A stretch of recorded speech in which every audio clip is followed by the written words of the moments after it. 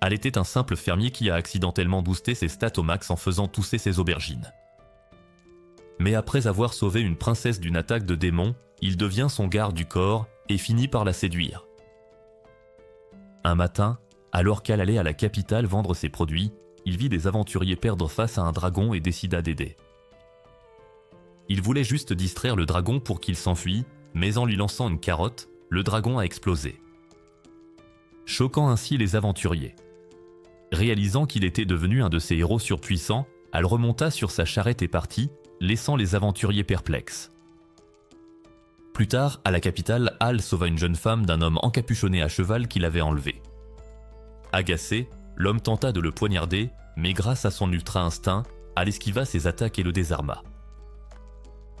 Pendant que les gardes emmenaient l'homme, la demoiselle qui l'avait sauvé s'approcha pour le remercier.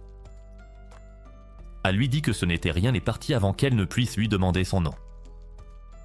Plus tard, alors qu'Hal quittait la ville, la fille qui l'avait sauvé s'approcha pour le remercier à nouveau, et se présenta comme Fal, la première princesse du royaume de Magus. Elle lui proposa un poste au palais, mais il refusa, espérant le faire changer d'avis. Fal lui offrit des terres près de la capitale. Hal demanda pourquoi elle insistait autant. Fal expliqua que c'était parce que l'homme qui l'avait désarmé avait un niveau moyen de 500. Confus, Hal demanda des précisions. Fal expliqua alors la différence entre les stats d'un civil et d'un héros. Alors qu'elle demandait à voir ses stats, les aventuriers sauvés apparurent, détournant l'attention. Ils dirent aux gardes que leur quête était finie, mais pas grâce à eux. Pendant qu'ils racontaient leur combat contre le dragon, Fal comprit que c'était Hal qui les avait sauvés. Mais quand elle se tourna vers lui pour l'interroger, elle le vit s'éloigner dans sa charrette. Un messager informa Fal qu'on l'attendait au palais. Là-bas, les chevaliers annoncèrent qu'une horde approchait. C'était choquant car les démons et les humains avaient signé un pacte de paix. Alors que le roi s'interrogeait, Cécile, l'administrateur, lia les incidents du jour à Roméo Vandeade, un commandant démon assoiffé de vengeance. Il suggéra au roi et à la princesse de fuir. Après avoir supplié le vieil homme de se sauver avec sa fille, ils acceptèrent enfin de quitter la ville. Pendant ce temps, Hal rentrait chez lui.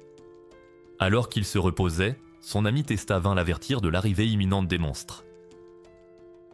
En entendant ça, Hal courut à sa ferme pour vérifier ses récoltes et fut soulagé de voir qu'elle était intacte. À ce moment-là, il remarqua les monstres, alors il se cacha derrière un arbre et observa qu'ils ignoraient tout autour d'eux. Alors qu'il se dirigeait vers la capitale. Au début, Hal avait prévu de les ignorer. Cependant, quand il pensa à l'impact de la destruction de la capitale sur ses produits, il décida qu'il était temps de jouer les héros. Au même moment, quelque part dans la forêt, le roi et la princesse étaient mis à l'abri par Cécile et un groupe de chevaliers. Arrivé dans une impasse, Fal suggéra de faire demi-tour, mais Cécile dit que ce n'était pas nécessaire. Il affirma qu'il était au bon endroit, et l'instant d'après, il attaqua le roi. Les chevaliers tentèrent de venger leur roi, mais Cécile les élimina facilement. Il commença alors l'un de ses discours de méchant ennuyeux, puis il se transforma, révélant qu'il était le démon Roméo. De plus, il révéla que, contrairement à son ancien maître, le roi démon, qui cherchait à détruire leur royaume, lui voulait y régner en se faisant passer pour le roi. Lorsqu'il tenta de frapper Fal et le roi avec un sort, le roi le bloqua en lançant divers cercles magiques. Malheureusement, à cause de sa blessure, il était trop faible pour maintenir les cercles. Alors Fal le renforça en lançant le même sort et le fortifia en utilisant leurs pouvoirs combinés. Ils essayèrent d'arrêter le sort de Roméo, mais le démon était trop puissant pour eux. Juste au moment où il allait les envoyer dans l'au-delà, Hal apparut soudainement avec une houe et contra son sort. Choqué, Roméo tenta d'attaquer Hal, mais Hal attrapa sa lame à main nue. Il projeta ensuite Roméo contre la montagne, ce qui l'énerva, alors il décida de passer en mode boss final. Il absorba les pouvoirs des monstres les plus proches de lui et reprit sa forme originelle. Cependant, avant qu'il ne puisse attaquer, Hal lui montra qu'il était le nouveau Saitama amélioré. Dès que les monstres virent que Roméo avait été vaincu, ils s'enfuirent pour sauver leur peau. Le lendemain, la famille royale remercia Hal et le récompensa avec une terre agricole de 33 000 m² en échange de son adhésion à la guilde des aventuriers. Le jour suivant, il se rendit à la guilde avec Fal, qui était déguisée en roturière.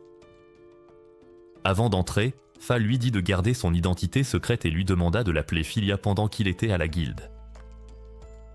Cela poussa à la demander si elle se prenait pour Clark Kent, alors elle expliqua que grâce à son épingle à cheveux enchantés, les autres la verraient comme quelqu'un d'autre. Gardant cela à l'esprit, Hal entra dans le bâtiment et il fut immédiatement accueilli par le maître de la guilde qui l'emmena à la réception pour commencer son inscription. Juste au moment où Hal se présentait à Hélène, l'une des réceptionnistes, son estomac laissa échapper un fort grognement. Après cela, Hélène lui donna de la tarte et une fois qu'il eut fini, elle lui posa quelques questions. Pendant qu'il y répondait, les aventuriers qui l'avaient sauvé du dragon entrèrent et en voyant Hal, ils mentionnèrent que c'était lui qui avait terrassé le dragon. Dès que les autres aventuriers présents l'entendirent, ils commencèrent à murmurer entre eux, mais elle essaya de nier. Les aventuriers firent l'éloge de sa force et se présentèrent à lui avant de lui dire de compter sur eux en tant qu'aîné s'il avait besoin d'aide. Après leur départ, Hélène informa Hal qu'en tant que nouvel aventurier, il débuterait au rang G. Elle lui remit ensuite un formulaire listant les matériaux à collecter pour sa première quête. La liste détaillait aussi les monstres de la zone et comment les éviter ou les éliminer avant de le laisser partir en quête. Hélène offrit à Hal une robe imprégnée de magie capable d'amplifier la puissance défensive de celui qui la porte. Après l'avoir remercié pour la robe, il quitta la guilde avec Fal qui reprit son chemin. Une fois qu'il lui eut dit qu'il partait en quête, plus tard, en ramassant les objets de sa liste, Hal tomba sur une écaille qu'il n'avait jamais vue auparavant. Alors qu'il cherchait de quel monstre elle provenait, il fut assailli par une orque en chaleur. Heureusement, avant qu'il ne perde sa vertu, Jake arriva et tua l'orque, sauvant le pauvre Hal d'une horreur indicible. Luke et Lamia arrivèrent peu après et se moquèrent d'Hal, capable d'attirer des monstres affreux plutôt que des beautés. Lorsqu'ils s'arrêtèrent, Hal montra l'écaille au trio et ils spéculèrent sur le monstre auquel elle appartenait. Finalement, ils décidèrent de rentrer en ville, mais avant de faire un pas, ils furent frappés par une aura sinistre. L'aura était si menaçante qu'ils restèrent figés sur place, incapables de bouger, tandis que le monstre passait devant eux. Hal réussit à bouger la tête pour vérifier les stats du monstre, et ce qu'il vit lui fit froid dans le dos. Le lendemain matin, alors que Hélène parlait à une dame âgée, Hal entra et lui dit qu'il avait un rapport urgent à faire. Elle l'emmena donc voir le maître de la guilde. Dans le bureau du maître, Hal et les autres aventuriers firent le récit de leur rencontre avec le monstre. D'après Hal, sa puissance d'attaque était de 230 000 et s'il attaquait la ville, il la ravagerait. Quand Luke mentionna que le monstre s'appelait le malveillant dragon Ouroboros, le maître et Hélène furent sous le choc. Jake suggéra alors de boucler la forêt pour le moment et présenta l'écaille qu'il avait trouvée. Dès qu'Hélène la vit, des souvenirs d'elle et de son petit frère courant dans la forêt lui revinrent en mémoire. Dès que le souvenir arriva au moment où son frère fut dévoré par Ouroboros, Hélène s'évanouit, choquant tout le monde. En discutant avec Won, la dame âgée, Hal apprit qu'Hélène n'avait aucun souvenir de son enfance. Il se trouve qu'elle et son mari avaient trouvé Hélène évanouie au bord d'une rivière et l'avaient adoptée. Won dit qu'Hélène avait pu croiser Ouroboros autrefois et que l'évocation de son nom avait réveillé quelque chose. Après cela, Hal jura d'enquêter à la bibliothèque pour trouver des informations datant de l'époque où Hélène fut trouvée. Touché par sa détermination, Won lui demanda d'attendre et revint peu après avec des potions de récupération. Elle lui dit de les prendre comme paiement pour son enquête, car elle voulait aussi connaître le passé d'Hélène. Alors qu'Hal quittait la guilde, un facteur nommé Rix lui remit une lettre de sa mère, ce qui surprit Hal. Plus tard, à la bibliothèque, Hal demande à la bibliothécaire un rapport de dommages datant de l'époque où Hélène a été retrouvée. La femme lui dit que seules certaines personnes ont accès à ces rapports, et juste au moment où il se met à la supplier, Fal arrive. Elle demande à la femme de laisser Hal lire le rapport de dommages, et celle-ci accepte avec plaisir.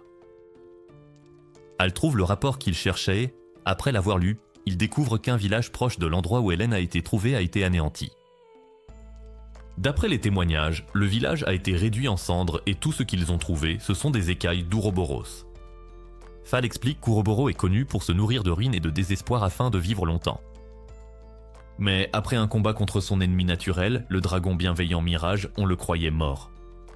Cependant, comme il s'est manifesté récemment, Hal et Fal conviennent que les livres d'histoire se trompaient. Fort de ces nouvelles informations, Hal décide d'aller au village pour enquêter davantage, et Fal dit qu'elle l'accompagnera. Le lendemain, ils arrivent au village détruit. Alors qu'ils cherchent des indices, elle entend une voix qui l'appelle. Il se précipite dans la direction d'où elle vient et en trouve l'origine. Pendant qu'il discute avec le garçon, Fall, confuse, se demande si Al a perdu la tête et lui demande à qui il parle. Étonnamment, c'est à ce moment-là que cet idiot se rend compte qu'il parle à un fantôme. Le garçon se présente sous le nom de Rai et dit qu'il attend depuis des années que quelqu'un entende sa voix. Il demande ensuite à Al d'où vient sa robe, et Al lui répond que c'est un cadeau d'Hélène, ce qui soulage le garçon. Il révèle que la robe lui appartenait de son vivant et en entendant cela, Al en drape une partie sur les épaules de Fall. Au début, la princesse délirante croit qu'il lui fait des avances, mais quand Al attire son attention sur Rai, elle panique. Il s'avère que, comme la robe appartenait à Rai, elle permet à celui qui la porte de le voir et de discuter avec lui. Al demande à Rai qui il est, et Rai révèle qu'il est le petit frère d'Hélène. Al est surpris et dit à Rai qu'Hélène n'a aucun souvenir de son enfance, ce qui pousse Rai à dire que sa vie est en danger. Pour aider Al et Fall à comprendre pourquoi la vie d'Hélène est en danger, Rai leur raconte ce qui s'est passé il y a 15 ans. C'était une journée normale, et pendant qu'ils jouaient, Hélène est venue l'appeler pour le déjeuner. Son apparition soudaine l'a fait trébucher et tomber, alors elle a commencé à s'occuper de lui comme une mère poule. Alors qu'il essayait de la faire arrêter, l'aura sombre d'Ouroboros a soudainement enveloppé la zone et il a commencé à attaquer le village. Les deux enfants ont couru vers le village, espérant trouver leurs parents, mais ils n'ont trouvé qu'Ouroboros et quelques survivants. L'un des enfants a courageusement défendu sa famille, mais Ouroboros a trouvé sa bravoure agaçante. Il a dit que l'espoir était comme du poison pour lui et qu'il devait donc l'éradiquer. Et alors qu'il commençait à le faire, Rai a dit à Hélène qu'il devait s'enfuir. Hélène ne voulait pas, car elle croyait que leurs parents étaient encore en vie.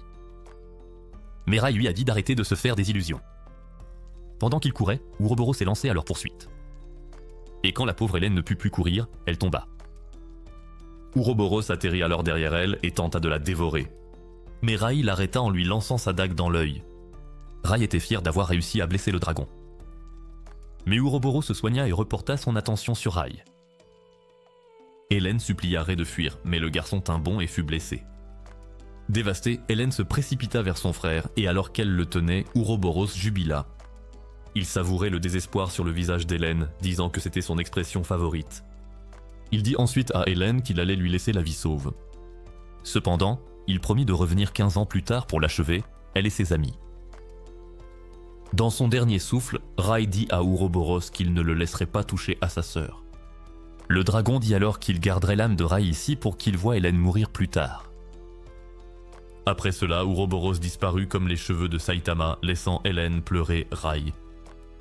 De retour au présent, Rai révéla qu'Ouroboros n'était qu'un lézard psychopathe et tueur. Le dragon maléfique passait son temps à raser des villes, mais laissait toujours un survivant. Pour qu'il puisse raconter l'histoire et semer la terreur parmi le peuple. Rai dit qu'après sa mort, l'esprit d'Ouroboros l'a envahi et il a appris que le dragon se renforçait grâce à l'énergie négative de ses proies. Maintenant réveillé de son long sommeil, il s'en prendrait à Hélène et à ses proches. Rai supplia Al de sauver Hélène, mais Al dit que même Superman serait impuissant face à Ouroboros. Rai dit alors qu'en coupant le flux d'énergie négative dont il se nourrit, il pourrait l'affaiblir et avoir une chance. Al accepta d'essayer. Et avant de partir avec Fall, Rai lui confia un message pour Hélène. De retour à la capitale, Fall partit superviser l'évacuation, tandis qu'Al cherchait Hélène. Sans qu'il le sache, Hélène était partie dans la forêt affronter Ouroboros car ses souvenirs étaient revenus, et elle pensait pouvoir le vaincre seule. Ouroboros salua sa stupidité puis se moqua d'elle, disant que Rai était mort par sa faute. De plus, il lui dit que tous les habitants de la capitale mouraient aussi à cause d'elle, et Hélène le supplia de les épargner. Plus elle suppliait, plus elle sombrait dans le désespoir et Ouroboros savourait chaque seconde. Espérant le convaincre, Hélène offrit sa propre vie en échange de celle des autres. Mais la cruauté d'Ouroboros lui répondit que cela n'importait pas car ils mouraient tous. Après avoir entendu cela, Hélène hésita à se planter la dague dans la gorge. Mais Ouroboros était un maître manipulateur et il la convainquit de le faire. Juste avant l'acte, Al arriva et l'arrêta, ce qui mit Ouroboros en colère, et il l'envoya valser d'un coup. Heureusement, la robe d'Al le protégea, alors il se releva et courut frapper Ouroboros au visage. Étonnamment, le coup fut assez puissant pour faire reculer Ouroboros, mais ne l'assomma pas. Il félicita Hal de l'avoir surpris, et Hal reconnut qu'il était bien plus faible qu'Ouroboros. Cependant, il a promis à Hélène de la protéger, lui rappelant le moment où Rai lui avait dit la même chose. Hal a ensuite défié Ouroboros, qui a poussé un grognement de colère avant de tenter d'attaquer Hal. À son grand agacement, Hal a esquivé ses attaques, veillant à s'éloigner avant qu'Ouroboros ne frappe. Même quand Ouroboros a craché du feu sur lui, Hal a refusé d'abandonner et a tenté de lui faire face à nouveau. Voyant cela, Hélène a supplié Hal de s'enfuir pour sauver sa vie.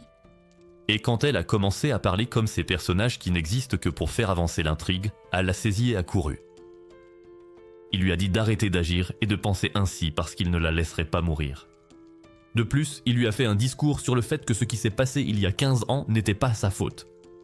Pourtant, l'idiote a soutenu que si, alors il lui a dit de la fermer une seconde et lui a dit ce que Rai lui avait demandé de lui dire.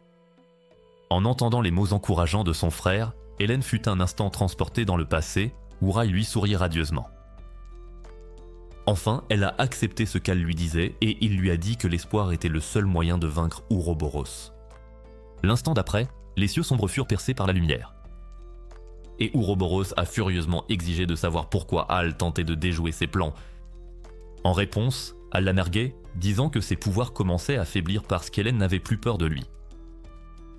L'instant d'après, Ouroboros fut frappé par la lumière et il hurla comme s'il souffrait. Agacé, il a plongé, espérant attaquer Hal, mais le fermier lui a asséné un uppercut qui l'a assommé. Hélène s'est approchée d'Hal pour lui demander comment il allait, mais dans un rebondissement inattendu, elle l'a poignardé. Confus, Hal a essayé de boire la potion de récupération qu'on lui avait donnée, mais ses mains tremblaient et il l'a renversée. Hélène s'est moquée de lui pour cela, puis a commencé à essayer d'imiter Jack l'Éventreur, mais Hal a esquivé tous ses coups. Quand elle s'est arrêtée, il a demandé ce qui lui arrivait, sans remarquer que ses yeux avaient changé. Quand elle a vu qu'il tentait de se soigner par magie, elle a de nouveau chargé vers lui. Mais avant qu'elle ne puisse l'atteindre, Mirage est apparu, lui barrant la route. Mirage a dit à Hal de se concentrer, et lui a révélé que c'était Ouroboros qui contrôlait le corps d'Hélène. Ouroboros n'a pas apprécié que Mirage le dénonce, et quand il a commencé à se plaindre, Mirage lui a dit de la boucler. Il a ensuite reporté son attention sur Hal, lui demandant de prendre son pouvoir de régénération et de l'utiliser contre Ouroboros. Après qu'Hal a absorbé le pouvoir de Mirage, sa blessure a guéri, mais Mirage s'est affaibli et s'est effondré. Il a réussi à donner des instructions à Hal sur ce qu'il devait faire, déclarant qu'à moins qu'Ouroboros ne soit purifié, Hélène ne pourrait pas être sauvée. Entendant cela, Ouroboros a commencé à narguer Hal, lui demandant s'il ferait du mal à Hélène pour se débarrasser de lui. En réponse, Hal a frappé Hélène au ventre, choquant Ouroboros, qui ne s'attendait pas à ce qu'il soit un tel défenseur de l'égalité des sexes. Il a demandé comment Hal pouvait lever la main sur une fille, et Hal a répondu à cela. Les yeux d'Hélène l'avaient supplié de le faire, croyant qu'Hélène avait surmonté la manipulation d'Ouroboros. Hal lui a tendu la main, mais dès qu'elle l'a saisie, Ouroboros a tenté de prendre possession de son corps.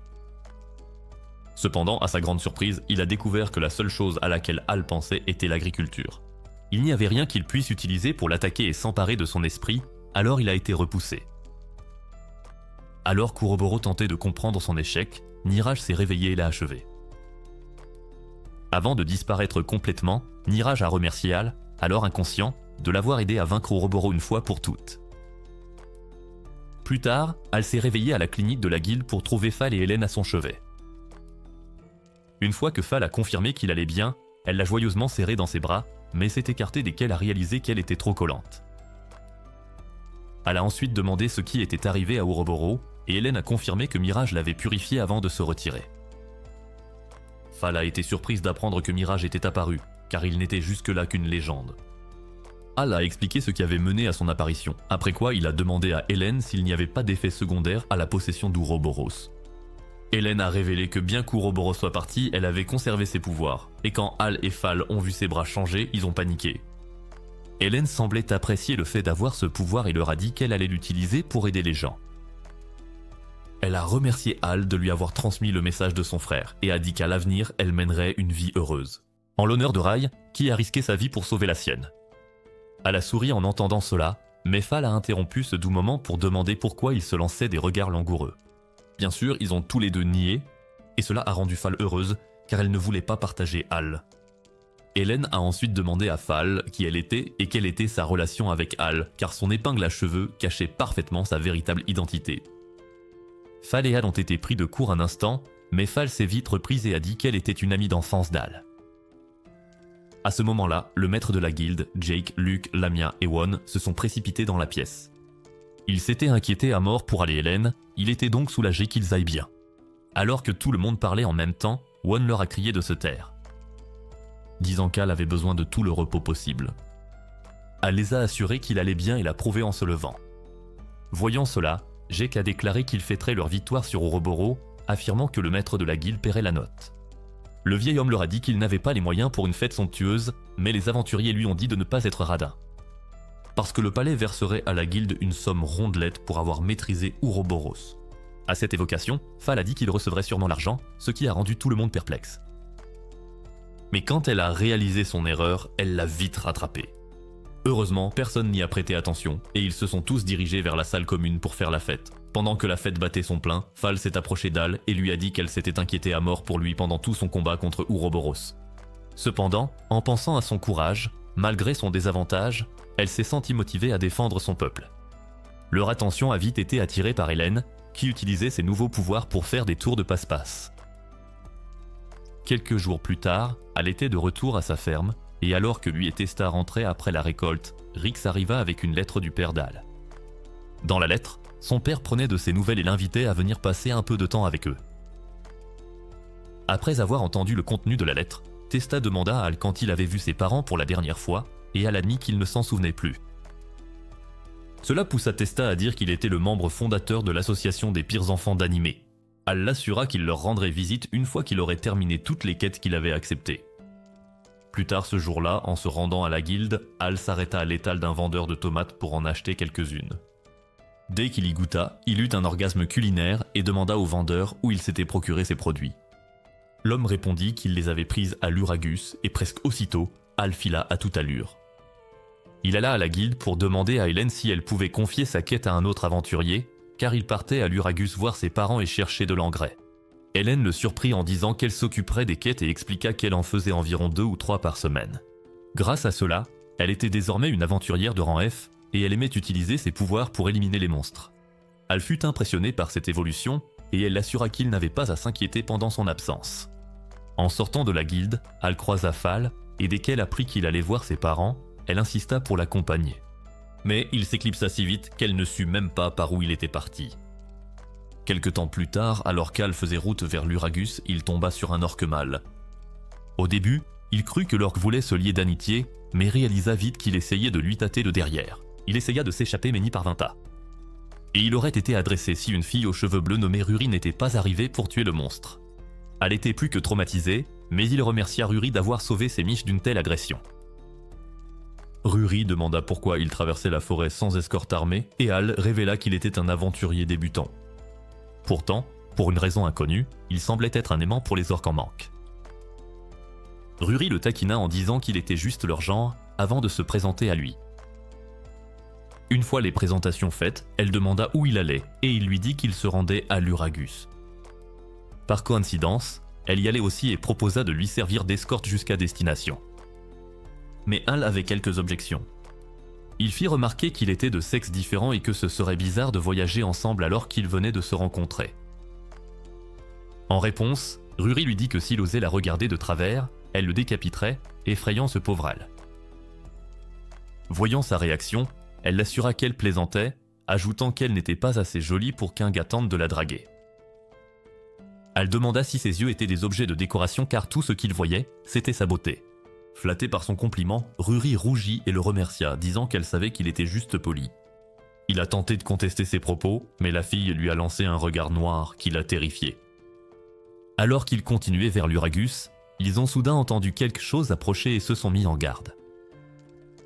À leur grande surprise, c'était juste Rix, venu apporter une lettre de la mère d'Hal. Hal s'étonnait que le facteur l'ait trouvé si loin dans la forêt, mais Rix a dit qu'il faisait juste son travail. Après le départ de Rix, Ruri a demandé si la lettre était importante, et Hal a dit non, avant de lui montrer la pile de lettres non ouvertes de sa mère. Il a dit qu'il rentrait chez lui en partie pour qu'elle arrête de lui écrire comme une fan obsédée. Bien que son but premier soit d'acheter de l'engrais pour ses tomates, il s'est mis, sans s'en rendre compte, à faire un cours à Rory sur la culture des tomates. La fille n'arrivait plus à suivre et quand il a compris qu'il allait lui faire exploser le cerveau, il s'est excusé. Il a ensuite demandé si sa famille avait été aussi collante que sa mère et Rory a révélé que la sienne ne s'inquiétait pas du tout pour elle. Surpris, il a voulu savoir pourquoi, mais elle a éludé la question et a commencé à sortir une tente et d'autres objets de son sac. Elle a demandé comment elle avait mis tout ça dans son sac et Rory a expliqué que le sac était comme une dimension de poche. À ce moment-là, l'estomac d'Al a poussé un grognement sourd, alors Rory a préparé à manger et lui en a donné.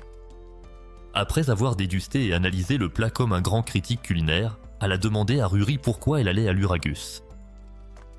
Rory a expliqué qu'elle était en plein entraînement, mais qu'elle avait accepté une quête secondaire. Après avoir appris d'un marchand que des démons attaquaient les gens à l'Uragus. Intriguée, elle a demandé des détails sur les attaques et leurs lieux, mais Rory a dit qu'il n'y en avait pas. Al a fait remarquer que c'était une quête dangereuse, mais Rory a répondu que ça ne la dérangeait pas, car en tant que descendante du héros, c'était son devoir de protéger le peuple. Cette révélation a surpris Al, mais n'a pas changé son avis sur le fait que la quête était trop risquée pour elle seule. Son inquiétude a surpris Rory, mais ce n'était pas assez pour la faire changer d'avis. Elle l'a donc remercié et l'a assuré que tout irait bien. Elle s'est levée et a proposé d'aller dormir, mais au lieu de se lever, elle a voulu s'allonger près du feu, alors elle l'a arrêté. Elle lui a demandé de la rejoindre dans la tente, mais il a refusé, disant qu'il n'était pas convenable pour un garçon et une fille d'être aussi proches. En réponse, Rory a dit qu'elle ne le considérait pas comme un homme et que s'il restait dehors, les orques viendraient pour sa vertu. Terrifiée par l'idée des orques, elle s'est précipitée dans la tente avec Rory, qui a suggéré de discuter jusqu'à ce qu'il s'endorme. Pourtant, dès qu'elle a posé la tête sur l'oreiller, elle a sombré dans le sommeil et a passé la nuit à utiliser Al comme punching ball. Le lendemain, arrivée à l'Uragus, Rory a laissé entendre qu'elle voulait revoir Al, alors il lui a demandé d'être son escorte pour son retour. La fille a accepté avec joie et a dessiné un plan de la ville, indiquant l'hôtel où elle logerait, pour qu'il puisse la retrouver quand il serait prêt à partir. Après lui avoir dit adieu, elle a posé des questions sur les attaques de démons, mais personne n'avait rien vu ni entendu.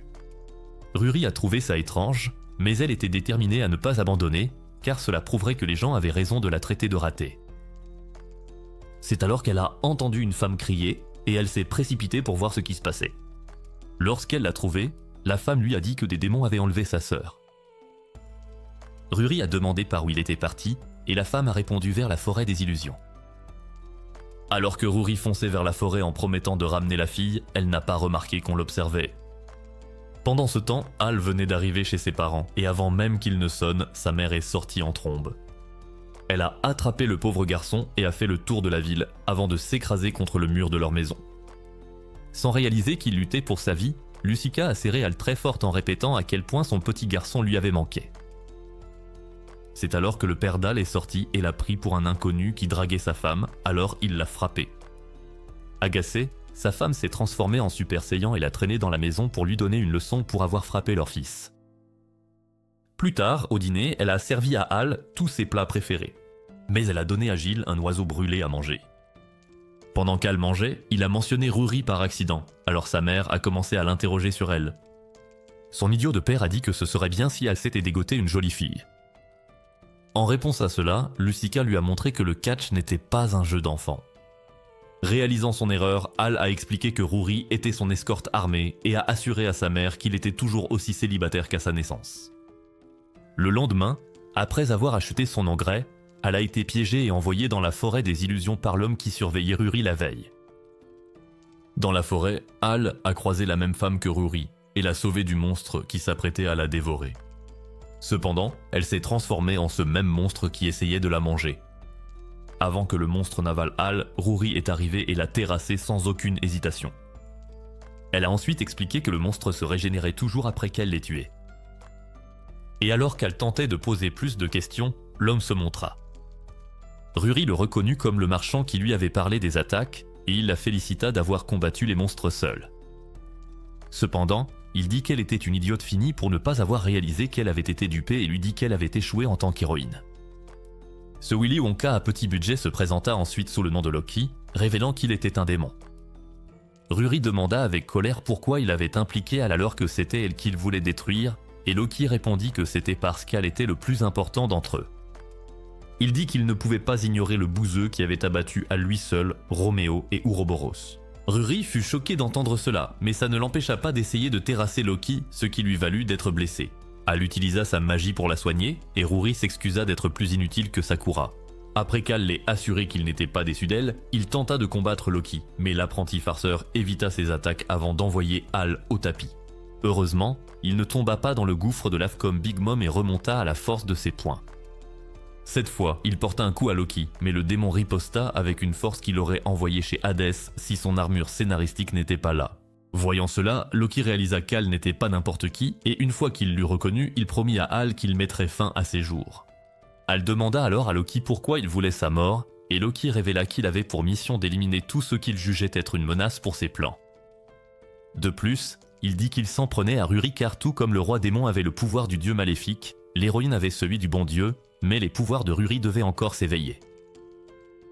Lorsqu'il eut fini de parler, il lâcha ses monstres sur Ruri, mais Hal intervint et la sauva. Dès que Ruri reprit ses esprits, elle commença à attaquer les monstres et demanda à Hal de s'enfuir, mais il refusa. Il la rejoignit pour combattre les monstres, mais il revenait sans cesse comme ces cafards persistants dans votre placard. Loki les frappa ensuite avec des sorts explosifs, ce qui laissa un cratère dans le sol. Lorsqu'ils tentèrent de se lever, l'un des monstres écarta Ruri avant de rejoindre l'autre pour attaquer Hal. Pendant qu'il s'en prenait à Hal, Loki reporta son attention sur Ruri, qui semblait avoir accepté son sort. Elle s'excusa auprès de ses parents de les avoir déçus et d'avoir échoué à devenir une héroïne. Mais avant que Loki ne puisse l'achever, les monstres sans sus s'effondrèrent soudainement et moururent. Il s'avéra qu'il avait ingéré l'engrais qu'Hal avait attaché dans son dos, et comme l'engrais pouvait aussi servir de pesticide, il leur était nocif. Loki félicita Hal de l'avoir surpassé mais se réjouit tout de même du fait qu'Hal soit trop blessé pour attaquer. Hal tenta de lui prouver le contraire en le chargeant, mais Loki esquiva son attaque et lui dit d'attendre son tour comme un bon petit garçon.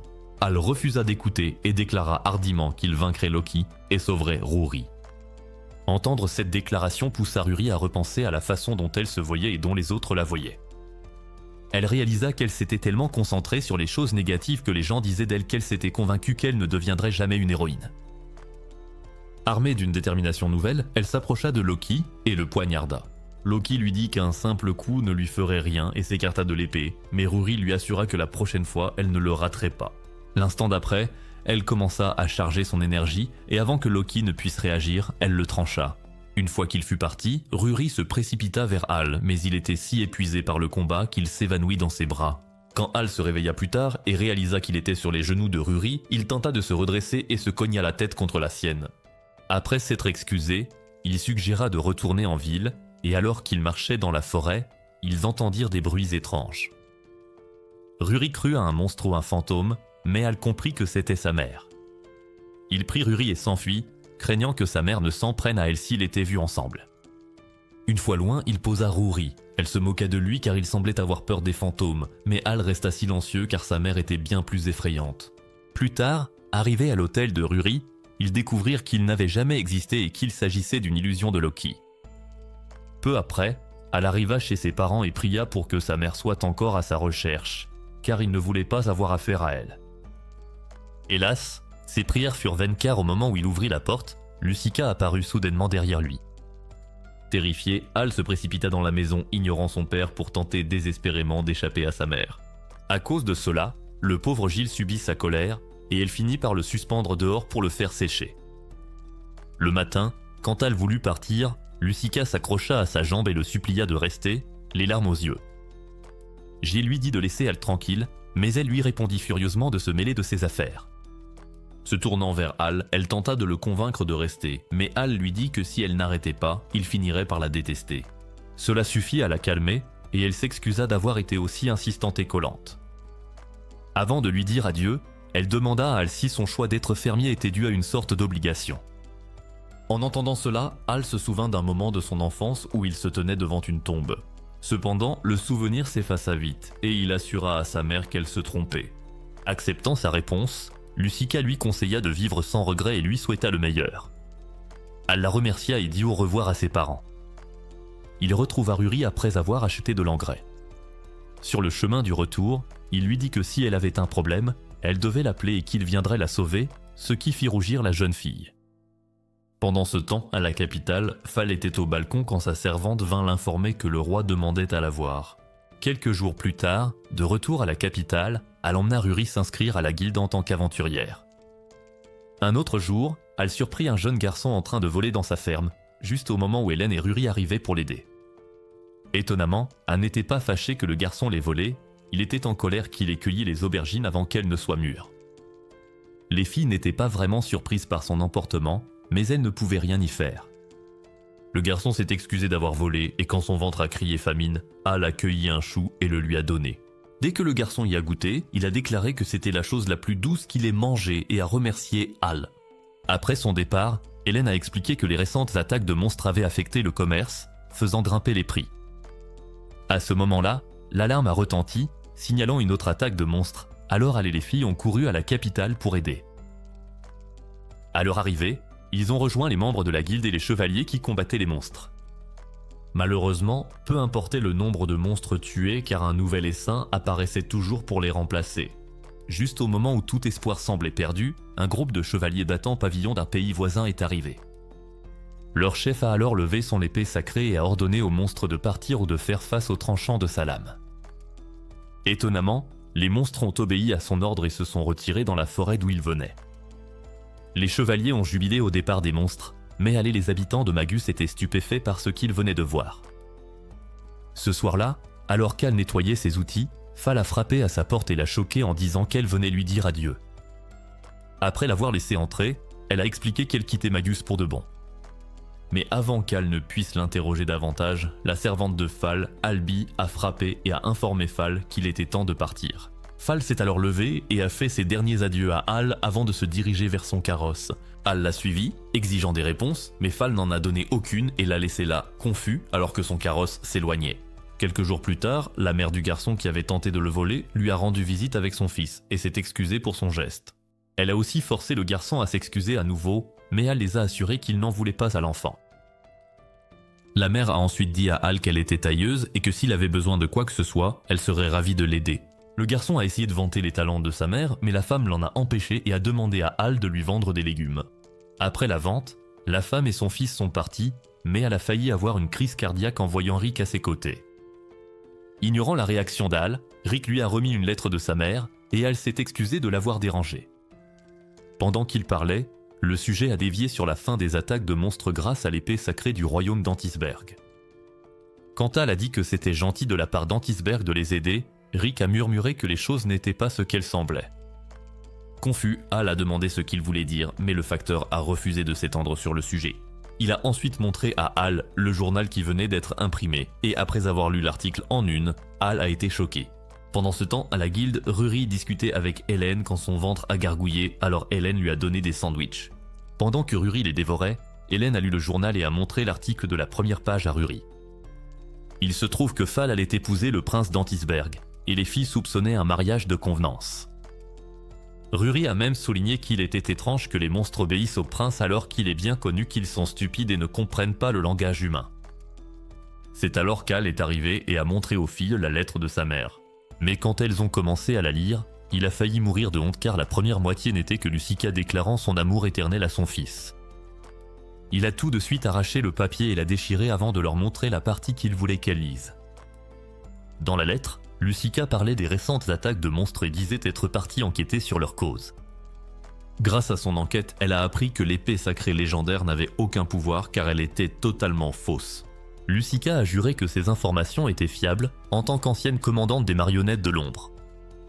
Les filles ont été surprises d'apprendre l'ancien poste de Lucica, mais Hal, toujours aussi ignorant, ne comprenait pas pourquoi. Elles ont dû expliquer à cet idiot que les marionnettes de l'ombre étaient une unité d'élite incroyable et que c'était fou que sa mère en soit l'ex-commandante. En continuant la lecture, elles ont appris que les monstres étaient invoqués par un démon forcé car sa bien-aimée était l'otage du prince d'Antisberg. Cela leur a permis de déduire que le prince avait tout manigancé pour piéger Fall et l'épouser, alors elles ont décidé de le dénoncer. Ruri a souligné que même s'il voulait partir en mission, il ne pouvait pas entrer à Antisberg car le contrôle aux frontières était très strict. Elle a dit qu'il avait un plan et l'instant d'après, Rick, qui attendait patiemment, s'est montré. Pendant ce temps, au royaume d'Antisberg, le prince Néduli était en réunion avec des représentants de différents royaumes. Ils étaient tous venus demander son aide, et Néduli a profité de la situation à son avantage. Après la réunion, Gazel, le démon forcé d'invoquer des monstres, a dit au prince qu'il en avait assez et qu'il n'en invoquerait plus.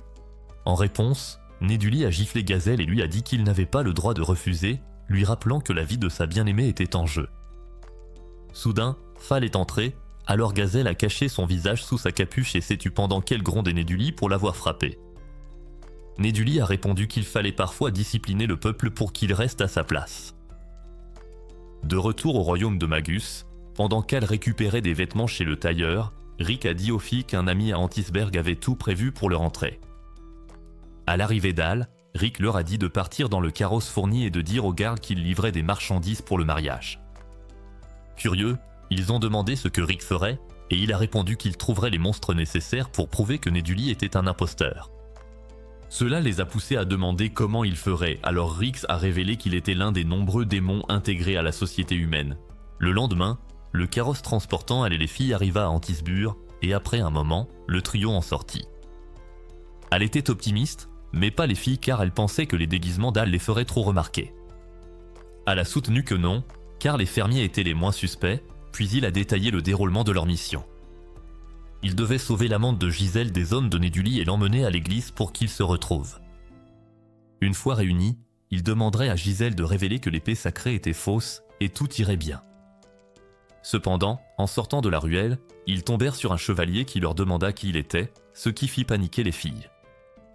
Elle répondit qu'il était des fermiers venus livrer des légumes frais au palais, et aussitôt, le chevalier les jugea suspects. Ils se retrouvèrent poursuivis par un groupe de chevaliers, et les filles blâmèrent Al pour leur malheur. Malgré cela, ils décidèrent de s'en tenir au plan, et ne pouvant semer les gardes, elles jetèrent Al dans le château à travers le mur. Par coïncidence, il atterrit dans la pièce où l'amante de Gisèle était retenue et il lui dit qu'il venait l'emmener vers lui. À ce moment-là, les gardes de la pièce arrivèrent, alors Al leur montra le véritable pouvoir des légumes. Après leur avoir donné une leçon, il demanda à la fille de le suivre, mais le boulet à sa jambe l'empêchait de bouger. N'ayant pas le choix, Al la porta comme un sac et s'enfuit du château comme si sa vie en dépendait. Il croisa Hélène et Ruri en chemin, et ils continuèrent tous de courir en direction de l'église. À un moment, Hélène et Ruri restèrent en arrière et dirent à Al de continuer sans elle, promettant d'occuper les chevaliers.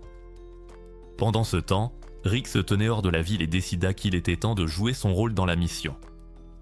À l'église, la cérémonie commença après que le roi eut conduit Fal à l'autel pour rejoindre Néduli. Malgré ses doutes, Fal a quand même dit « oui » quand le prêtre a posé la question fatidique. Il leur demanda ensuite de sceller leur union par un baiser, et alors que Néduli s'approchait, la princesse souhaita qu'il éloigne sa bouche fétide. L'instant d'après, la porte de l'église sortit soudainement de ses gonds et projeta Néduli au sol. Tout le monde fut choqué par ce revirement inattendu, mais quand Al entra dans l'église, Fal fut soulagé. Néduli s'interposa entre eux et déclara qu'Al était le scélérat qui tentait d'enlever la princesse. Lorsqu'il ordonna d'arrêter Al, celui-ci affirma calmement que l'épée sacrée était fausse, faisant murmurer les invités. Néduli craignait d'être démasqué, mais il décida de faire bonne figure et accusa Al de vouloir gâcher la cérémonie. Le père de Fal assura à Al que l'épée était vraie car il l'avait vue à l'œuvre, et Néduli décida de suivre son exemple. Il traita Al de menteur et, avec un sourire narquois, lui demanda s'il pouvait prouver ses dires. Juste après qu'Al a répondu par l'affirmative, un chevalier accourt pour informer le prince que la ville est envahie par des monstres. À ce moment-là, Réax survolait la ville en jouant d'une flûte spéciale, ce qui semblait attirer des hordes de monstres vers la cité. Effrayés, les invités se mettent à exiger que Néduli utilise l'épée sacrée pour ordonner aux monstres de s'en aller. Espérant sauver la face, Néduli appelle Gisèle pour qu'il lui apporte l'épée, mais il est choqué de voir le démon enlacer son amante. Rick apparaît l'instant d'après avec l'épée. Cependant, Néduli hésite à s'en saisir. La clameur de la foule s'intensifie quand les monstres entrent dans l'église, alors elle saisit l'épée et la lance sur le premier monstre. À la surprise générale, le monstre brise l'épée en deux, et c'est alors qu'ils acceptent enfin qu'Al disait la vérité. Le roi exige de savoir comment Néduli a pu disperser les monstres avec une fausse épée, et Gisèle répond que tout était orchestré. Il appuie ses dires en jouant de sa flûte, et tout le monde regarde les monstres battre en retraite. Après cela, Gisèle explique que lors de ses attaques, il jouait de la flûte quand Nédulie donnait le signal en levant l'épée. Le roi demande à Nédulie de se défendre face aux accusations, mais le prince se met à rire comme indemne.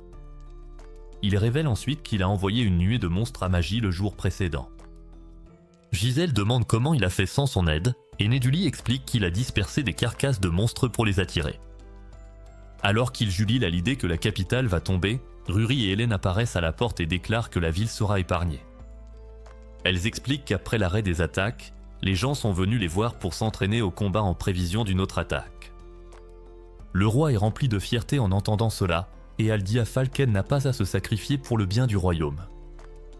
Les chevaliers d'Antisbur arrivent peu après et, à la surprise de Nédulie, ils déposent leurs armes et l'arrêtent. Hélène et Ruri expliquent qu'en fuyant, elles ont pu leur révéler ses méfaits et ils ont convenu qu'il fallait l'arrêter. Refusant la défaite, Nédulie saisit un petit couteau et fonce sur le roi, mais elle déjoue ses plans avec Aradi. Il assène ensuite un coup de poing à Nédulie, et après son départ, Fall l'enlace en lui déclarant son amour. Alors que Ruri désapprouve leur relation, Hélène reste calme, et le roi leur annonce qu'ils ont sa bénédiction. Après cela, il sort de l'église, mais Rick l'approche avant qu'il ne puisse partir. Il lui remet une lettre interceptée de Nédulie et révèle que ce dernier n'était pas le cerveau derrière tout cet incident. Quelques jours plus tard, Fall apporte un coffre de bijoux à la guilde pour les remercier d'avoir défendu la ville. Pendant que les aventuriers se servent, Fall part, et quand elle revient sous le nom de Filia, elle défie Ruri du regard à cause d'Al.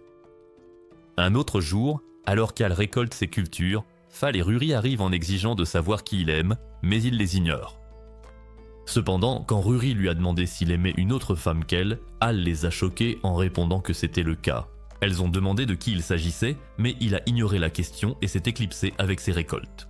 Plus tard ce soir-là, une fois chez lui, Al a déposé des légumes devant un cadre photo et a dit à la fille sur l'image qu'il en avait encore ramassé beaucoup ce jour-là. Des années plus tôt, alors qu'Al était enfant, il aidait son père à récolter des pommes de terre et quand l'homme a vu tout ce qu'il avait ramassé, il l'a félicité. Cependant, Lucica a surgi et a frappé son mari, l'accusant d'exploiter leur enfant. Plus tard, Al a apporté une partie de sa récolte de pommes de terre au vieux couple de voisins. Pendant qu'il leur parlait, il a entendu du vacarme et s'est retourné pour voir deux hommes et une fille de son âge. Confus, il a demandé au vieux couple ce qui se passait et ils lui ont expliqué que la petite fille était une voleuse. Ils ont aussi dit que comme elle n'avait ni foyer ni famille, elle serait vendue à un marchand d'esclaves. À ce moment-là, la fille a échappé à ses ravisseurs et, en fuyant, elle a attrapé le panier de pommes de terre qu'Al avait apporté. Il l'a retrouvée plus tard sur le flanc de la montagne en train de manger, et quand la fille l'a vue, elle s'est enfuie. Al l'a appelée pour qu'elle s'arrête, expliquant qu'il était seulement venu lui donner une assiette de nourriture. La fille était choquée et n'a pas répondu. Alors il a posé le bol au sol et lui a dit qu'elle pouvait manger si elle voulait. Le lendemain, il est revenu avec un autre bol, mais après avoir appelé la fille sans obtenir de réponse, il a posé le bol et est parti. Le troisième jour, la fille était sortie de sa cachette et a laissé Al s'asseoir avec elle pendant qu'elle mangeait les sandwichs qu'il avait apportés. Al lui a fièrement dit qu'il avait fait pousser les tomates du sandwich, et la fille a été impressionnée. Il lui a aussi dit que son père disait toujours que les fermiers étaient heureux de savoir que des gens mangeaient leurs produits avec le sourire. Il lui a ensuite demandé son nom et elle a répondu qu'elle s'appelait Ilvia, alors il s'est présenté à elle. À ce moment-là, son ventre a gargouillé bruyamment et Ilvia lui a proposé son sandwich. Mais avant qu'il ne puisse le prendre, ses fermiers l'ont soudainement attrapé. Elle a demandé pourquoi ils la poursuivaient encore alors qu'elle n'avait rien volé, et ils ont dit qu'elle devait payer pour leur perte. Espérant les convaincre de laisser partir Ilvia, Al s'est mis à genoux et les a suppliés de lui pardonner. Il a même promis de faire pousser plein de légumes pour rembourser sa dette, mais ils ont refusé. Il était encore en train de les supplier quand Gilles est arrivé avec un ballot de riz. Il a demandé quel était le problème, les hommes ont expliqué, et après les avoir écoutés, il a offert le riz pour qu'il laisse Ilvia tranquille.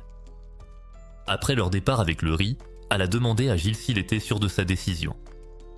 Gilles a dit que oui, mais a avoué qu'il avait peur que Lucica ne l'écorche tout vif. Ilvia a interrompu leur discussion pour rendre le panier de pommes de terre volées, et Gilles a dit qu'ils auraient besoin d'aide pour les cuisiner. Il a fallu quelques secondes à Al pour comprendre où son père voulait en venir, puis il a demandé à Ilvia si elle aimerait venir chez eux pour l'aider à cuisiner les pommes de terre chaque jour. Comprenant le sens de sa question, Ilvia a accepté avec joie et tous les trois sont rentrés à la maison. 2 ans plus tard, Ilvia s'était habituée à vivre avec les Wayne et elle était devenue pour ainsi dire l'ombre d'Al. Un après-midi, elle a demandé à Al de faire une pause dans la récolte mais elle ne voulait pas s'arrêter. Leur père lui a dit de ne pas insister et Ilvia a exprimé son mécontentement. Face à sa réaction, Al lui a suggéré d'aller jouer avec les autres enfants du village au lieu de le suivre partout comme un petit chien, mais Ilvia a refusé. L'instant d'après, Testa, poursuivie par des abeilles, est arrivée en courant vers eux en appelant à l'aide. Lucika a surgi de nulle part et a neutralisé les abeilles d'un coup de karaté pour le sauver. Lucika a ensuite annoncé qu'elle et Gilles allaient en ville pour chercher une maison, ce qu'Al a contesté, affirmant que la leur était très bien. Lucika a expliqué qu'à 4, il avait besoin de plus d'espace, et quand Al a voulu protester, son père l'a coupé. Il leur a dit de s'occuper des champs et de la maison pendant leur absence. Après le départ de leurs parents, Al a demandé à Testa pourquoi les abeilles l'avaient poursuivi, et le garçon a sorti une carte. Montrant un point marqué d'une croix, il a expliqué qu'il cherchait un trésor dans la forêt derrière le village quand les abeilles l'ont attaqué. Il a réussi à convaincre Al de l'accompagner dans son aventure, et quand Ilvia a demandé à venir, ils ont refusé. En marchant dans la forêt, Al a confié à Testa qu'il ne comprenait pas pourquoi Ilvia s'obstinait à le suivre partout au lieu de jouer avec les autres enfants. Testa a répondu que c'était parce que les autres enfants et les villageois ne l'aimaient pas et la traitaient mal dès qu'elle essayait de se joindre à eux. Al a été surpris d'apprendre cela, et encore plus quand Testa a révélé que cette discrimination était la raison pour laquelle leurs parents cherchaient une nouvelle maison. Se sentant coupable, Al a voulu rentrer, mais Testa l'a supplié de rester encore un peu avec lui, et il a fini par céder. Peu après, ils sont arrivés à l'endroit indiqué sur la carte, et alors qu'ils regardaient autour d'eux, le sol s'est ouvert et ils sont tombés dans une grotte. À l'intérieur de la grotte se trouvait un vieux bâtiment qui semblait avoir été abandonné depuis des années. Testa a remarqué une stèle de pierre dans un coin avec d'étranges inscriptions, et quand Al l'a touchée, elle s'est illuminée. L'instant d'après, il s'est vu face à ce qui ressemblait à un dragon, et quand celui-ci a tenté de le mordre, tout est devenu noir. Quand Al a repris connaissance, il était dans une tente avec une Ilvia inquiète, et après qu'il se soit redressé, Testa est arrivé. Confus, Al a demandé à Testa ce qui se passait, alors Testa l'a emmené dehors pour lui montrer les environs. Il a expliqué qu'un volcan était entré en éruption et que tout était devenu chaotique. À ce moment-là, quelqu'un a crié que le seul pont menant à la capitale avait été détruit et qu'il devait attendre les secours. Testa est vite parti car on l'a informé que ses parents avaient été retrouvés, alors Ilvia a aidé à la retourner à leur tente. En chemin, ils ont entendu le chef du village dire qu'il manquait de nourriture, alors elle a insisté pour retourner à leur champ. Une fois sur place, il a vu que tout avait été détruit et il s'est mis en colère. Soudain, il a ressenti une vive douleur à la poitrine et s'est effondré, inquiétant Ilvia, mais il l'a rassuré en disant qu'il allait bien. Cette nuit-là, pendant que tout le monde dormait, Ilvia s'est introduite dans la tente du chef pour voler de la nourriture, mais a changé d'avis en se rappelant comment Al avait supplié pour sa liberté des années plus tôt. Le lendemain, Ilvia a ajouté sa part de nourriture à celle d'Al et lui a fait croire que de l'aide était arrivée de la capitale. Les jours passant, Ilvia a continué à lui donner toute sa part de nourriture jusqu'au jour où elle s'est évanouie. Testa s'est précipité pour en informer Al, mais malheureusement, Ilvia était déjà décédée de malnutrition. En entendant cela, Al a demandé comment c'était possible alors que l'aide venait de la capitale, et Testa lui a répondu que cela n'était jamais arrivé. C'est alors qu'il a compris qu'Ilvia s'était sacrifiée pour lui, et il a hurlé de douleur en serrant son corps sans vie.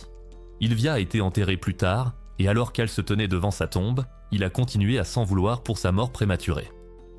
De retour au présent, Al s'est dit que si Ilvia était encore en vie, il lui aurait donné tous les légumes qu'elle pouvait manger. Cependant, il a décidé d'arrêter de penser au passé et de reprendre ses activités quotidiennes.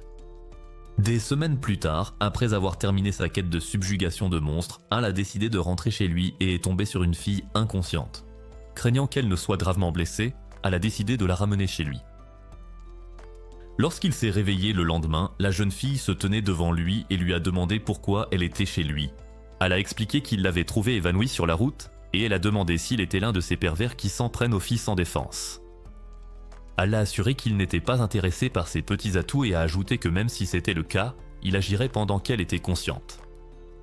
Il lui a demandé où elle allait avant de s'évanouir et elle a répondu qu'elle se rendait à la guilde pour faire une requête.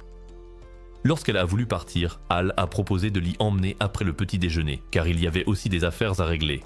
Il s'est ensuite présenté à elle avant de lui demander son nom, ce à quoi elle a répondu qu'elle s'appelait Linnea. Ruri est passé un peu plus tard, mais en voyant Linnea dans la maison, elle a immédiatement conclu qu'elle et Al avaient passé la nuit ensemble. Linnea a essayé de demander à Ruri qui elle était, mais la jeune fille s'est enfuie de la maison en criant qu'elle était un dégoûtant. Plus tard, à la guilde, elle a expliqué la situation à Hélène et elle a promis de clarifier les choses avec Rury. Il lui a ensuite dit que Linnea était là pour faire une requête, alors Hélène les a emmenés dans une salle privée. Là, elle s'est renseignée sur la requête de Linnea et Linnea a dit qu'elle voulait qu'ils enquêtent sur les choses étranges qui se passaient dans sa ville natale. Hélas, elle ne pouvait pas expliquer la cause du problème ni même prouver qu'il y en avait un, alors Hélène lui a dit qu'il serait difficile de trouver quelqu'un pour accepter la requête. En bon samaritain qu'il était, elle s'est portée volontaire et Hélène l'a remerciée. Elle a demandé à Linnea le nom de sa ville et quand Linnea a répondu que c'était Gulltown, elle a pété un câble. Il s'est avéré que Gulltown était célèbre pour ses asperges et il rêvait d'y aller. Avant de partir pour Gulltown, elle a offert des vêtements de rechange à Linnea et une fois de plus, elle a cru qu'il voulait la mettre dans son lit. Elle l'a traité de loup lubrique essayant de profiter d'elle, mais elle a promis qu'il n'avait aucune arrière-pensée. Linnea hésitait encore à lui faire confiance. Cependant, elle a dit qu'elle lui accorderait le bénéfice du doute. Le duo a fait du stop jusqu'à Gulltown à l'arrière d'une calèche, et pendant le trajet, ils ont remarqué une orque qui courait après eux, ce qui a fait paniquer Al, se demandant quand les orques cesseraient d'en vouloir à ses fesses. À ce moment-là, d'autres orques ont rejoint la première, et cette panique s'est transformée en une peur totale. Elle a eu tellement peur qu'il s'est évanoui, et quand il s'est réveillé plus tard, il était sur les genoux de Linnea. Rapidement, il s'est écarté, et alors qu'il s'excusait d'avoir posé sa tête sur ses genoux, il a remarqué qu'elle lui avait donné un pendentif semblable au sien. Linnea a expliqué que le pendentif avait un effet apaisant et pouvait conjurer le mal, il devait donc le garder. Bientôt, ils sont arrivés à Gu mais ont été arrêtés à la porte par les gardes qui ont demandé à Al qui il était. Linnea leur a dit qu'il était avec elle, alors ils se sont excusés et l'ont laissé passer. Cependant, Al ne pouvait s'empêcher de se demander pourquoi ils utilisaient des serpillières au lieu de lances. En se promenant en ville, Al a repéré un vendeur de brochettes d'asperges, alors il s'est précipité vers lui pour en acheter une. En attendant sa commande, il a interrogé l'homme sur les événements étranges, et l'homme lui a répondu que tout allait bien dans la ville. Il a ensuite tendu sa commande à Al, mais elle était complètement carbonisée, et pour une raison quelconque, Al a cru que c'était normal. Linnea lui a dit qu'il se trompait, et c'est là qu'il a remarqué que le vendeur n'était pas dans son état normal. Leur attention fut bientôt attirée par un homme qui avait accidentellement renversé sa charrette de légumes. Après s'être relevé, il a continué à marcher comme si de rien n'était, alors elle l'a interpellé pour qu'il ramasse le reste de ses produits. Quand l'homme s'est retourné, il avait le même regard que le vendeur de nourriture, et cela a inquiété Al. Avant qu'il ne puisse comprendre ce qui se passait, il a été pris pour un bagage et emporté par 2 personnes. Linnea l'a retrouvé plus tard près de la fontaine sur la place du village et l'a invité chez elle pour se détendre un peu. Dans le magasin de sa famille, Linnea a montré à Al d'autres répliques du pendentif qu'elle lui avait offert et a expliqué que c'était pour ça qu'il n'était pas affecté par ce qui se passait en ville. Elle a alors demandé s'il pouvait prendre les pendentifs et Linnea lui a dit qu'il pouvait les garder. Elle l'a remercié et a demandé où étaient ses parents et Linnea a répondu qu'elle ne savait pas. Elle a expliqué qu'elle n'avait plus de nouvelles d'eux depuis que tout le monde en ville était devenu fou, alors elle a promis d'enquêter sur ce qui leur était arrivé. Alors qu'ils se promenaient en ville plus tard, elle a remarqué que des choses de plus en plus étranges se produisaient. La seule personne qui semblait normale à part lui et Linnea était le seigneur de la ville, le Muro. Dès qu'Al a entendu le nom de l'homme, il s'est transformé en fan inconditionnel, s'extasiant de rencontrer son idole. Il a demandé à le Muro s'il pouvait l'interroger sur ce qui se passait en ville, et l'homme l'a invité à dîner chez lui. L'instant d'après, Al a de nouveau été emmené par les mêmes idiots qu'il avait pris pour un bagage plus tôt. Linnea l'a retrouvé près de la statue, et pendant qu'ils discutaient, elle lui a demandé s'il n'avait pas trouvé le comportement de le Muro étrange. Elle était d'accord avec l'observation de Linnea mais a dit qu'il devrait quand même enquêter correctement sur la question. Ce soir-là, ils sont allés dîner chez le Muro, et peu après s'être assis à table, les gardes de le Muro ont dégainé leurs épées contre Al. Comme il s'y attendait, Al n'a pas paniqué et a neutralisé les gardes avant de tenter d'attaquer le Muro, mais Linnea s'est mise en travers de son chemin. Le Muro, ou plutôt Vrita, le démon qui le contrôlait, a alors révélé que tout cela faisait partie de son plan machiavélique pour contrôler l'humanité. Après avoir pris possession de le Muro, il a imprégné des cristaux de sa magie et les a placés à l'intérieur de la statue au milieu de la fontaine sur la place du village. Cela lui a permis de prendre le contrôle de tout le monde en ville, et alors qu'il s'apprêtait à faire de même avec la capitale, il a appris ce qu'Al avait fait à Roméo et Ouroboros. Cela l'a poussé à changer ses plans car il était sûr que s'il prenait le contrôle d'Hal, il deviendrait invincible. Lorsqu'il a terminé son explication, il a tenté de posséder Hal, mais Hal a brisé une petite pierre qu'il tenait et l'instant d'après, la statue a explosé. Vrita a demandé comment il avait fait et elle a révélé que briser la pierre avait donné à Hélène et Ruri le signal dont elle avait besoin pour faire exploser la statue. Vrita ne croyait pas Hal parce que Linéa l'avait surveillé toute la journée, mais elle lui a rappelé les 2 fois où il avait échappé à sa vue. Il s'est avéré que les filles les avaient suivis par inquiétude et elle avait enlevé Hal la première fois pour lui faire part de leurs soupçons. Le second enlèvement visait à ce qu'il leur remette les cristaux et à élaborer un plan pour déjouer les projets du démon. Agacé, Vrita a forcé le Muro à se suicider, mais elle l'en a empêché en lui jetant des asperges dans la bouche. Une fois que l'homme y a goûté, il a repris ses esprits et Hal a envoyé valser le démon d'un coup de poing. Plus tard, au moment de partir, Linéa a dit à Hal de garder le pendentif en cadeau, puis l'a embrassé sur la joue pour le remercier. Ruri et Hélène en ont été témoins, alors dès qu'il est parti, elles se sont précipitées après lui, exigeant des explications. Quelques jours plus tard, alors que les filles aidaient Hal à la ferme, elles l'ont soudain entendu crier, alors elles ont accouru pour voir ce qui se passait et ont été surprises de découvrir que des mauvaises herbes étaient la cause du problème.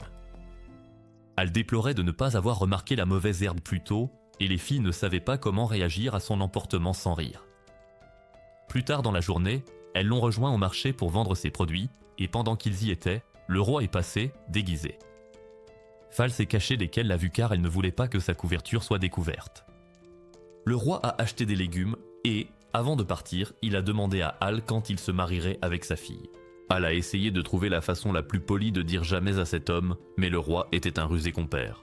Il a promis à Hal de lui donner des terres supplémentaires et de nouveaux outils agricoles s'il acceptait d'épouser Fal. Cette offre semblait tentante pour Hal, et il aurait accepté si Ruri ne l'avait pas arrêté. Agacé que Ruri gâche ses chances, Fal a essayé de la frapper avec une pomme de terre, mais elle l'a esquivée et c'est Hal qui a été touché à la place. Pendant qu'il était inconscient, une femme lui est apparue, mais Hal s'est réveillé avant qu'elle ne puisse lui dire quoi que ce soit d'utile. Hal s'est demandé ce qui s'était passé, mais l'a gardé pour lui car il ne voulait pas passer pour un fou furieux. Peu après le départ du roi, ils ont vendu le reste des marchandises et Hal a remercié les filles de l'avoir aidé. Il a dit qu'il utiliserait l'argent des ventes pour acheter des herbicides pour les mauvaises herbes, et il semblait très satisfait à l'idée de les éliminer. Le voir sombrer dans son côté obscur a effrayé les filles, alors elles ont trouvé des excuses pour partir immédiatement.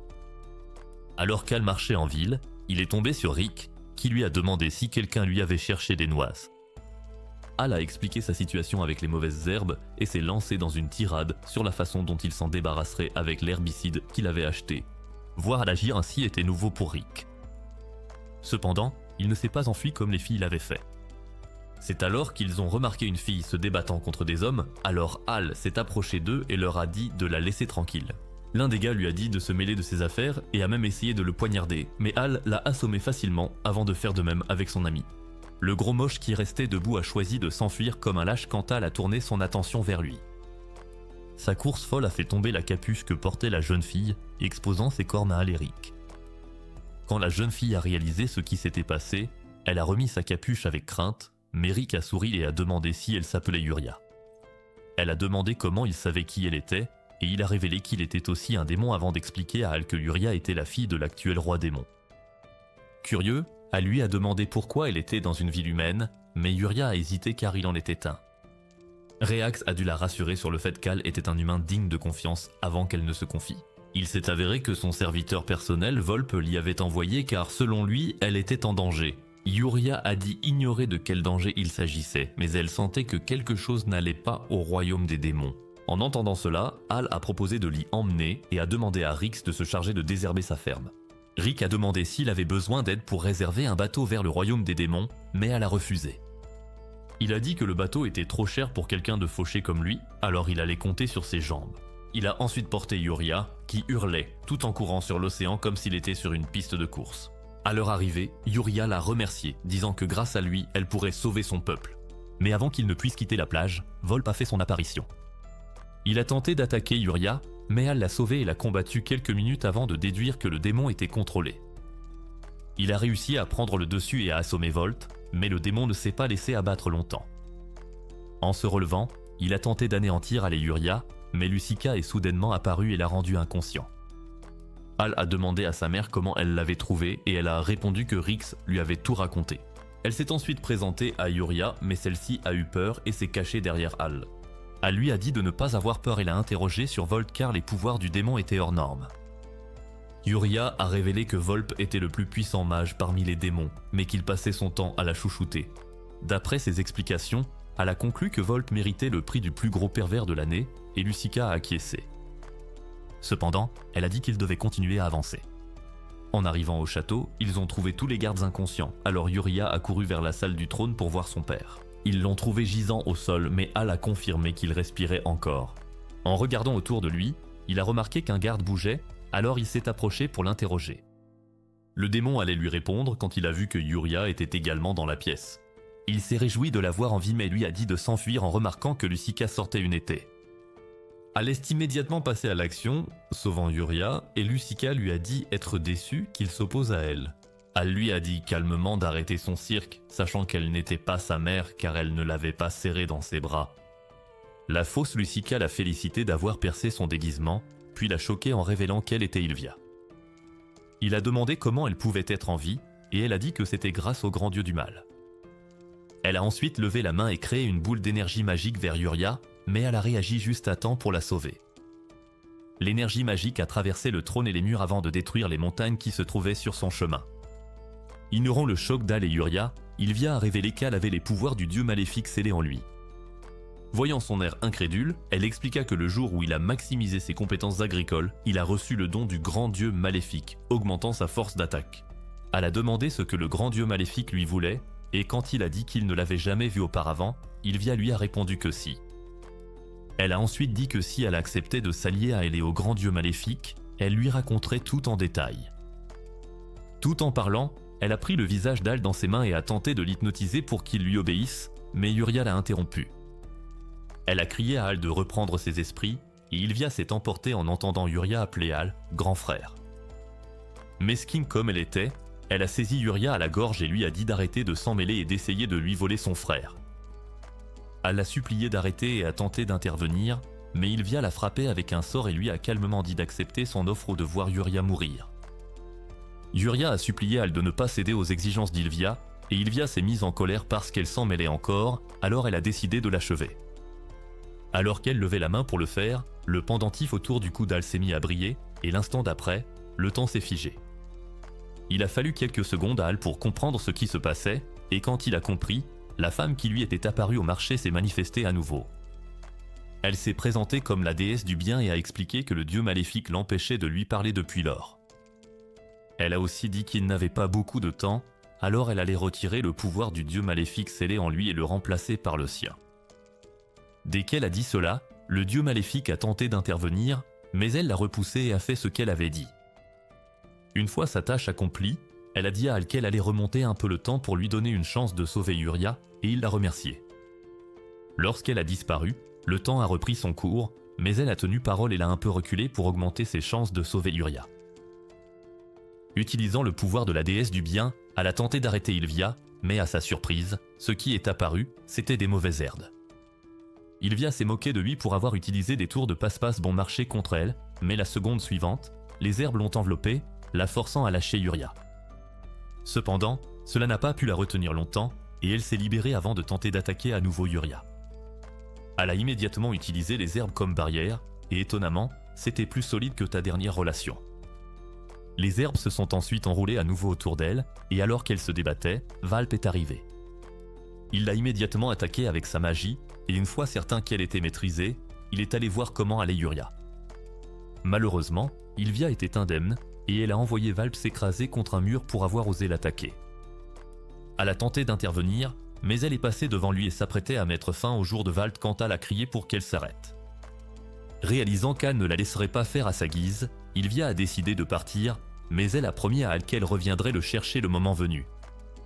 Dès qu'elle a disparu, Volp a saisi Al par le col et a exigé de savoir quel était son lien avec Ilvia. Yuria l'a supplié de ne pas faire de mal à Al car c'est lui qui lui a sauvé la vie, mais Volp n'a rien voulu entendre. C'est alors que le seigneur démon est intervenu et a ordonné à Volp de relâcher l'homme qui les avait sauvés, alors Volp a reculé. Le roi démon s'est ensuite excusé au nom de Volp avant de demander qui était Ilvia pour lui. Elle a avoué qu'elle était sa sœur et lui a expliqué tout ce qu'il savait. Le roi démon a dit qu'il ne savait pas grand-chose sur le dieu maléfique car c'était l'ancien roi démon qui traitait avec lui. Cependant, il a promis de faire des recherches. Quand elle s'est retournée pour partir, Yuria a demandé si elle le reverrait et il a promis que oui, alors elle l'a serré dans ses bras. Volpe a pété les plombs en voyant ça et il a vite écarté Yuria avant d'accuser Al d'être indécent vers elle. Elle a rétorqué que non et a dit que s'il y avait quelqu'un de louche, c'était lui, mais Volpe a nié. Plus tard, en rentrant chez lui, elle a repensé à sa rencontre avec Ilvia et s'est demandé si le dragon vu dans la grotte il y a des années était le dieu maléfique. Espérant obtenir des réponses, il est allé voir Testa pour lui demander s'il se souvenait de quoi que ce soit de ce jour-là. Testa a dit qu'il n'avait pas vu la créature et ne savait même pas de quoi elle parlait quand il l'a interrogé sur le grand dieu maléfique. Les garçons ont ensuite mangé des tomates et avant de partir, elle a invité Testa à passer du temps avec lui en ville. Mais Testa a décliné l'invitation. Alors qu'elle s'éloignait, Testa s'est dit qu'il était heureux qu'elle l'ait invité, mais qu'il ne pouvait pas quitter le village. Plus tard, elle a croisé une orque, mais au lieu de s'enfuir, il s'est retourné et lui a mis un coup de poing au visage. Étonnamment, le coup de poing n'a pas affecté l'orque lorsqu'elle a commencé à le poursuivre. Le groupe de Jake est arrivé pour l'aider. Ils ont demandé pourquoi elle n'avait pas pu vaincre l'orque, et elle a avoué qu'il ne savait pas pourquoi. Arrivée à la guilde, elle a raconté à Hélène et Ruri ce qui s'était passé, et elles ont trouvé ça étrange. Hélène a demandé à voir les stats d'Al, et quand il les lui a montrés, elle a remarqué que sa puissance avait diminué. Elle a alors compris que lorsque le bon Dieu a retiré le pouvoir du dieu maléfique de son corps, il est redevenu une personne normale.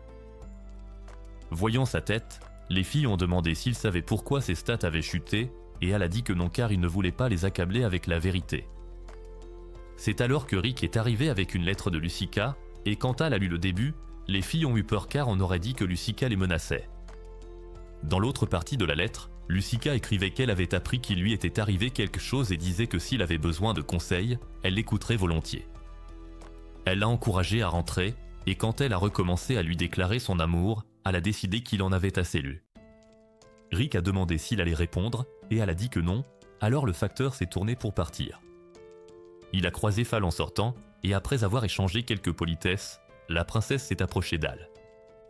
Elle l'a invité à sortir avec elle, mais ça a énervé Ruri et Hélène, et quand Luc, ivre, a voulu s'en mêler, les trois filles l'ont fait fuir avec leur regard noir. En regardant autour de lui, elle se demandait pourquoi tout s'était passé de cette façon. Cependant, il réalisa que les choses n'étaient pas si mal car il avait les filles et ceux qui tenaient à lui. Il résolut de ne plus s'inquiéter du retour d'Ilvia et décida de se plonger dans son travail, car son rêve était toujours de devenir le plus grand fermier de tous les temps. Que pensez-vous du retour d'Ilvia? Réussira-t-elle ses plans? Si vous êtes arrivé jusqu'ici et que vous aimez la vidéo, commentez le nom de votre fille préférée. Regardez aussi la vidéo suivante. On se voit dans la prochaine vidéo.